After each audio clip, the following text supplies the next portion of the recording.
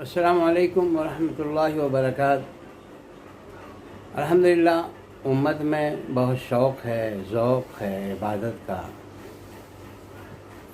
اللہ کرے وہ جذبہ ہمیں اپنے بدلنے کا بھی آ جائے۔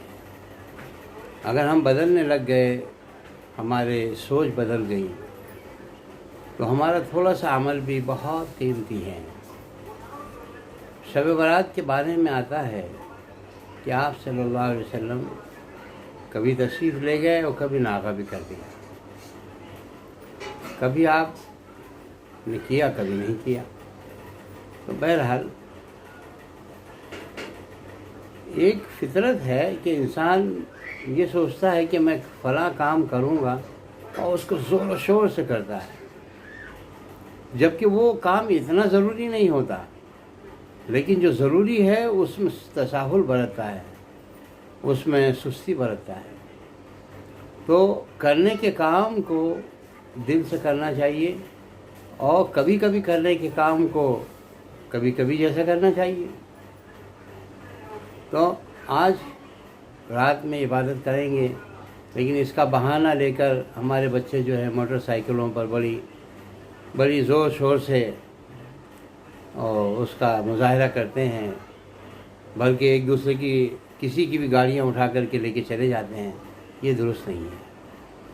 تو اس سے پرہیز کرنا چاہیے، اور غیر مسلموں کی بھی گاڑیاں بیچاروں کی لے کے چلے جاتے ہیں، اپنے ہندو بھائیوں کی بھی گاڑیاں، وہ بیچارے پریشان ہو جاتے ہیں۔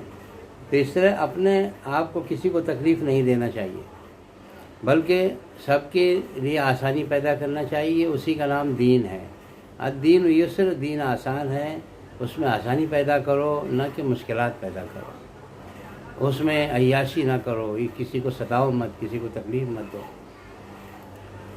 تو بس یہی کہنا تھا آج کے دن کہ عبادت کر رہے ہیں، تھوڑی بہت عبادت کیجیے، لیکن ریگولر 5 وقت کی نماز بالکل فرض ہے، بلکہ شب برات سے بھی اہم ہے۔